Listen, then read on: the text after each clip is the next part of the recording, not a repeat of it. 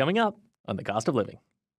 I would put money on it being the same guy that probably stole it both times. He's like, oh, that car came back. It's got a new catalytic converter for me to steal. Fresh catalytic. A lot of Canadians know the sting of getting their catalytic converter stolen. Not many have lost 2 in a row like Karen Lewin. That just feels mean. But it wasn't personal. They were after her rhodium.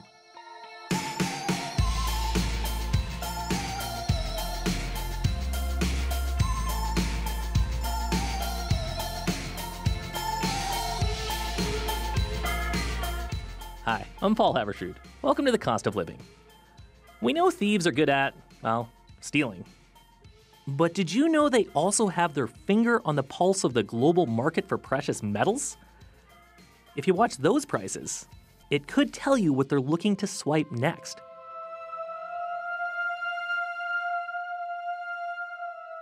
Also today, electric vehicles were so new for so long that buying used wasn't really possible.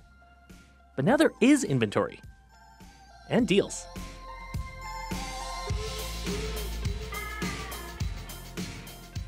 Up first, when you think emergency, you may think sirens blaring, stuff burning, something needs to be done urgently.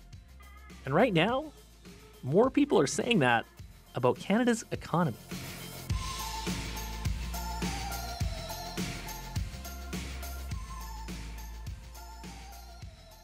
Bank of Canada Deputy Governor Carolyn Rogers gave a speech recently, and this got people's attention. You know those signs that say, in an emergency, break the glass? Well, it's time to break the glass. If you're a central banker, that's like yelling fire in a theater. So what's she talking about? Canada's economic productivity. It's been a worry for like 30 years. So why now is it time to break the glass? Productivity is like the slow-moving train of economic crises. If it lags for a few years, nothing much changes. But what happens after 5 years, or 10, or 20? Well, let's compare life in Canada to life in a country where productivity hasn't kept up. Argentina. If you go back 100 years, our economic productivity was about the same. Then Canada's took off, and Argentina's didn't. Amelia McGoldrick moved to Buenos Aires from Toronto 13 years ago. She's a photographer, she went to visit a friend, and decided to make it home. What differences does she see? Things are hard to get here. Electronics are extremely expensive here. So, for example, I have to shoot a little wedding, and I realized that my battery charger for my flash doesn't work. And the batteries and a charger is 169,000 pesos. So that's $160 for a charger with 4 batteries. In Canada, that charger would cost more like $20. Amelia says that's par for the course in Argentina. Anything imported there will almost definitely be more expensive. And that's if it's available. The grocery stores look way different than they do when I go home to a grocery store in Canada, because there's so much choice and there's so many aisles and they're stocked full. Like if I go to my grocery store, there's like nothing on the shelves. We had a huge mosquito issue here, and there was no bug spray. Like it was a huge problem, and like on the expat groups on Facebook and whatnot. When the shelves are empty, they don't replenish things quickly, or it's difficult to. And then sometimes things just vanish altogether. In other ways, she says living in Argentina isn't all that different from Canada. The cell phone service is good, so is healthcare. But the hospitals aren't that new, and wait times can be long. She likes living there, good people, weather, food. But at the same time, it can be really trying on your patients. Things just don't work here the way that they do elsewhere. So it's just sort of like, I don't know, you just take it all in stride, I guess. Paul Beaudry says that's exactly what you'd expect when you think about someone living in a country with lower productivity. He's an economics professor at the University of British Columbia. You'd have someone that's would have a much smaller house, that would have, much less capacity to go on vacation. The health system will not be supporting it the same way. Where's the median person? What kind of way do they live? And what kind of things do they have access to? And there's a lot of aspects that you have a lot less. Productivity can be defined as the output you get from what you put in. Here's an example the Bank of Canada uses to explain it. Think about a baker who can make 5 dozen cookies an hour. To do that, they need mixing bowls, flour, an oven, labor. If that baker gets a new mixer and can then make 6 dozen cookies an hour, that's their productivity going up. They can sell more cookies, make more money. Personally, they can buy more stuff. Governments get more tax revenue. Productivity allows you to have something that's going to be better for a lot of people. If you don't have the higher productivity, you won't be able. It's not even in the options. So I always think productivity is a necessary condition to have our living standards increase. He says you can draw a straight line between productivity and our standard of living. That covers everything from the quality of a country's education system and healthcare, poverty levels, how much money people have to buy stuff. Think about how long it takes to save up to buy something. Like, how many hours of work does it take to buy a cell phone? The answer to that question is very different depending on where you live. If you want an iPhone, maybe in a rich country, you think, oh yeah, well that's the equivalent of 3 days or 5 days or 10 days of work, as opposed to a month or 2 months of work. And that's really what we call productivity. So asking just the price is not very informative. It's really relative to the amount of time you have to work to get that. Canada's economic productivity is still going up, but barely. And we're falling behind other countries. Germany, Sweden, France, Ireland, they're all doing better than us. That means their standard of living is improving faster. Among the more advanced economies, almost only one has really done worse than us, and that's Italy. But besides that, we're on that bottom part of the group among advanced economies. We're not expected to get off the bottom anytime soon. When the OECD ranked 38 countries on expected productivity growth over the next 40 years, it put Canada last. So why is our productivity so poor? Well, pick a reason. Not enough competition, interprovincial trade barriers, businesses don't invest enough. How about homegrown companies take their billion-dollar ideas to the US instead of staying here? So how do you even start fixing any of this?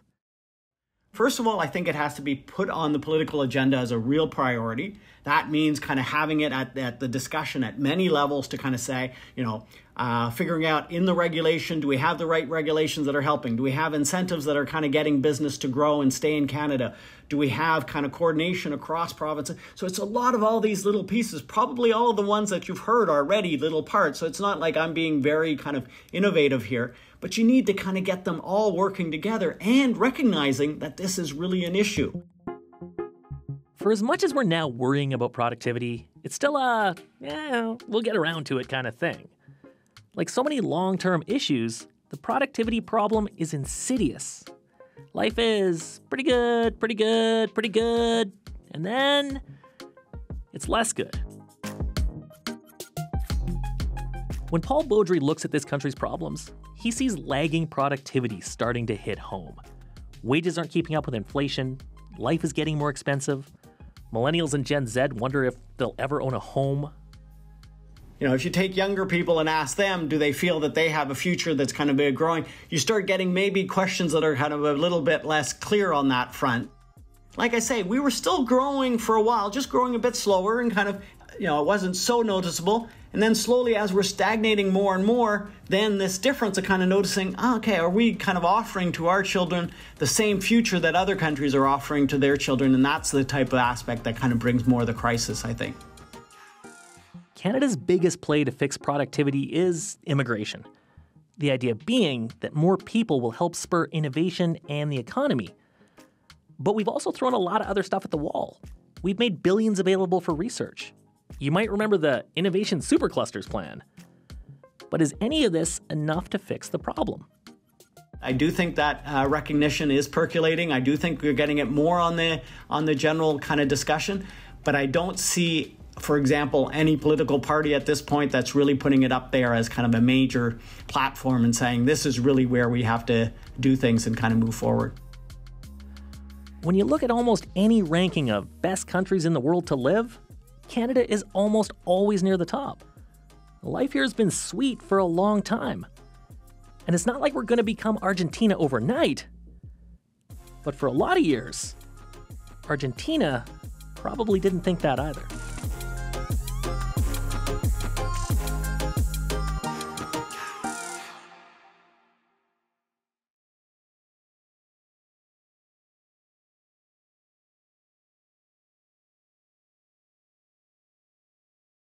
On your Radio and Buy podcast, this is The Cost of Living.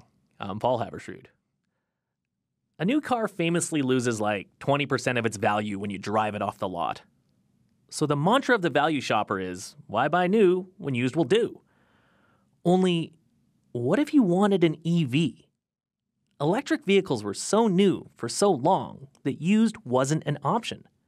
Until lately. And now, if you're looking to buy, our producer Ellis Cho finds the price could be right.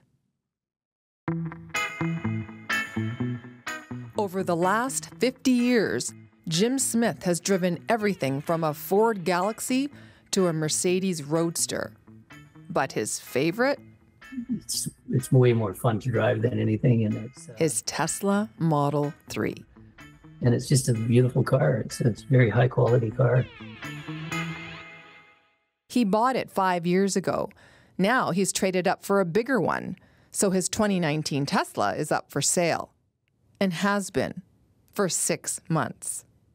Just because I started too high and then I keep lowering the price, but the price keeps going down faster than I'm lowering it. And I just regret not just trading it in the first place. It would have been a lot less hassle.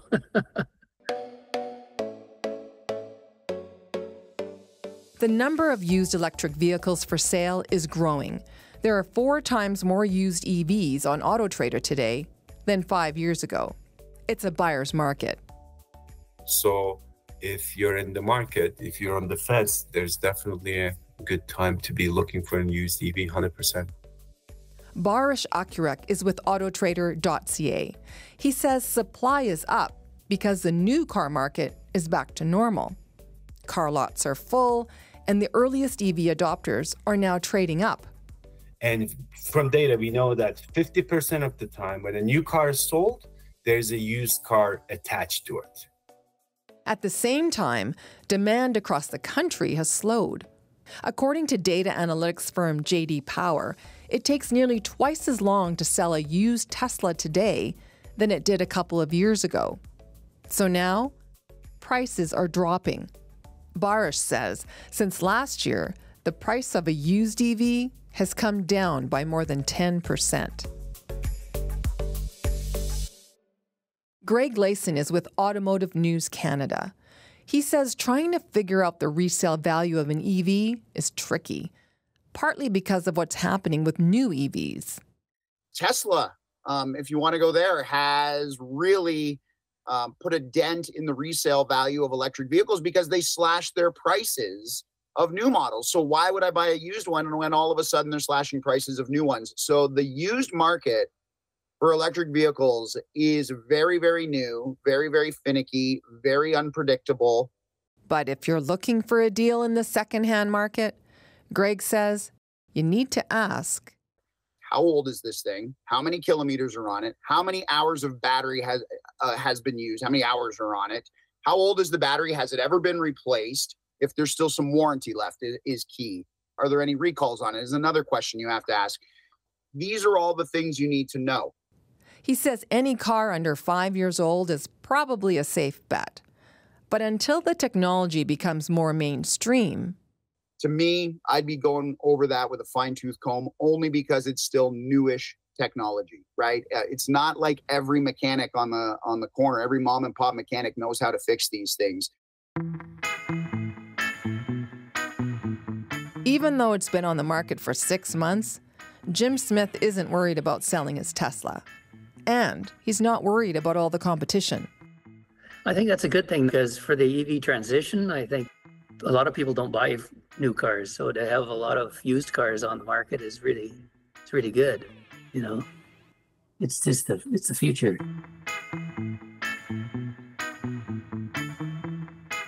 For The Cost of Living, I'm Ellis Cho.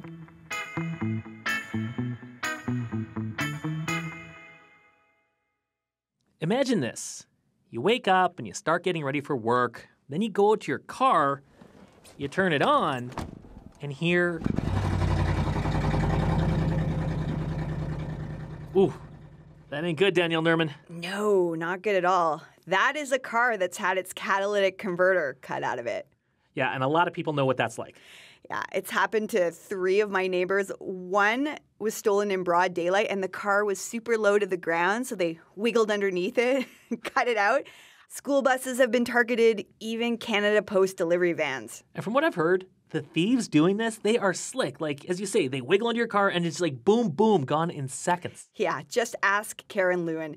She lives in Calgary, and last year she had her catalytic converter stolen twice in the same month.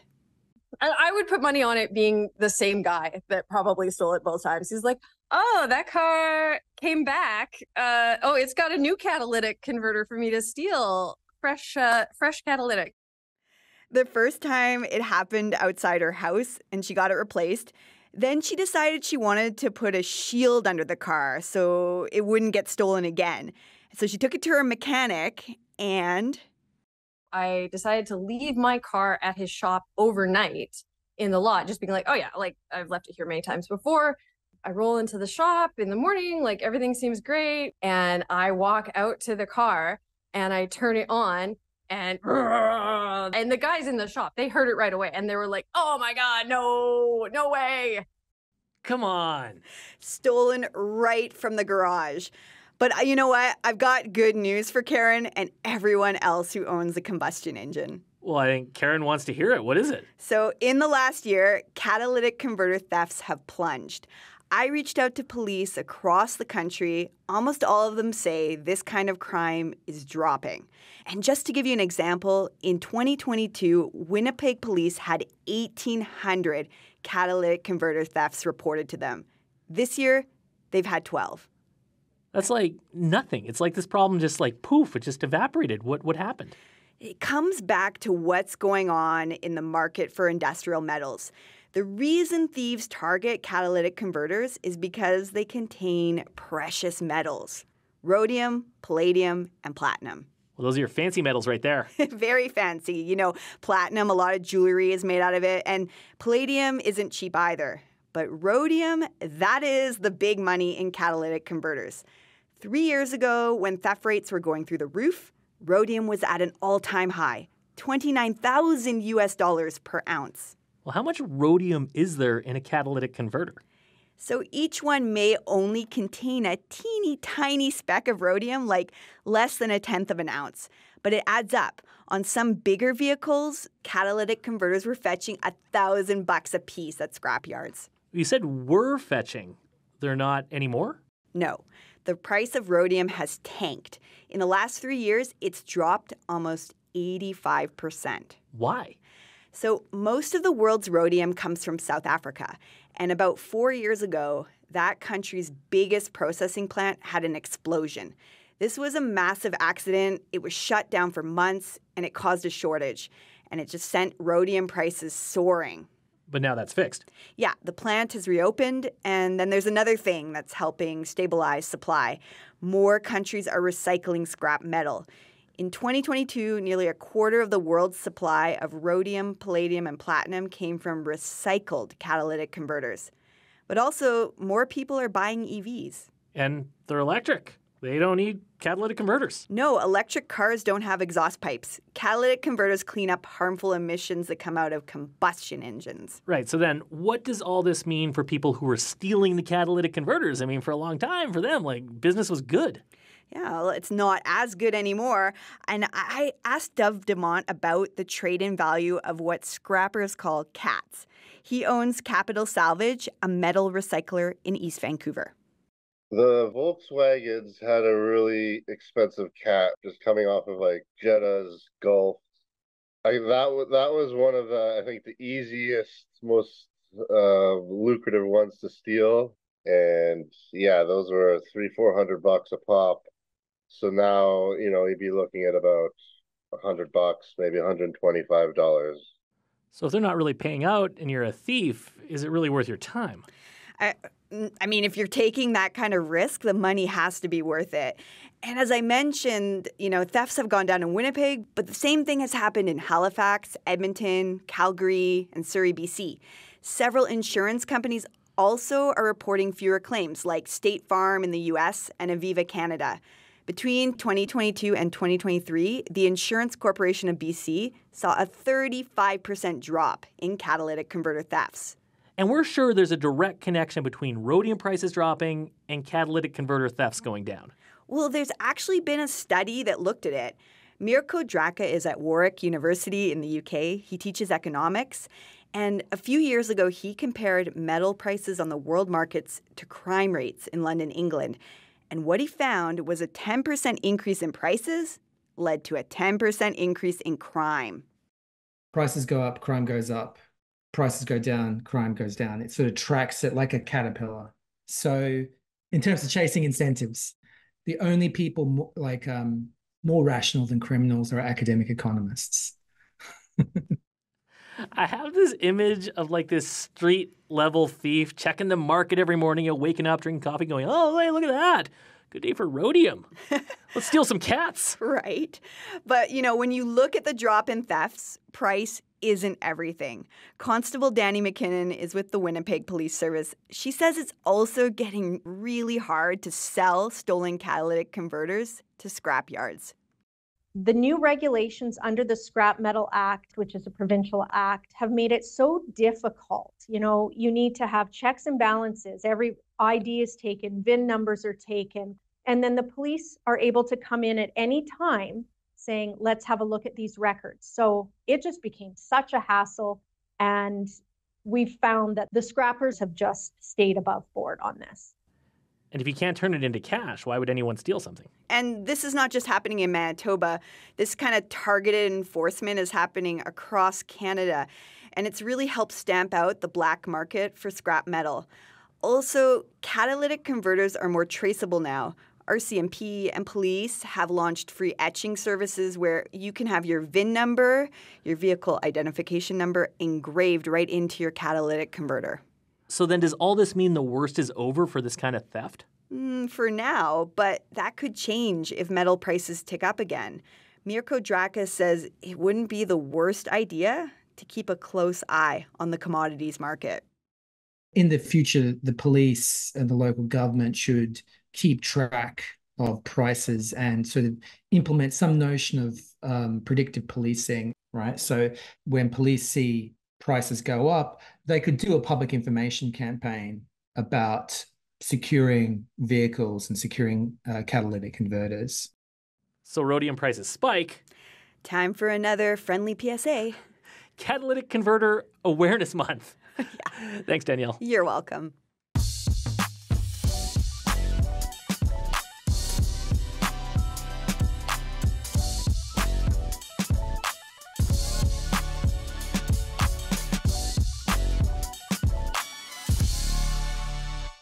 Coming up on next week's show, how easy did it used to be to get a mortgage? Many, many years ago, back almost 3 decades when I started in the mortgage business, you could get a mortgage finished with about 6 to 9 pieces of paper. Things have changed. Sometimes we have, just for down payment alone, we've seen the level of paperwork go as high as 150 images just of various bank statements. Banks now want all the documentation before they give you a loan. They want to make sure you're not a bad guy using Canadian real estate to launder your money. That's next week. And we also have a question and answer show coming up soon. So, what are you curious about? Not, do you wonder why do bad things happen to good people, but more, businessy type curiosities. In the past, you've asked everything from why a nice bottle of vino that comes all the way from France can be cheaper than wine made here at home, to, is Canada's federal debt really a worry? So, what's on your mind? Give us a call and let us know. Our number is 1-866-550-COST. That's 1-866-550-2678. Or email costofliving@cbc.ca.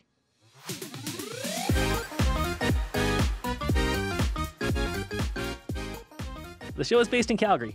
The Cost of Living is produced by Daniel Nerman, Ellis Cho, and Jennifer Keene, with help from Caroline the Little Alligator Ferris. Our executive producer is Tracy Johnson. I'm Paul Habersrud. Thanks for listening.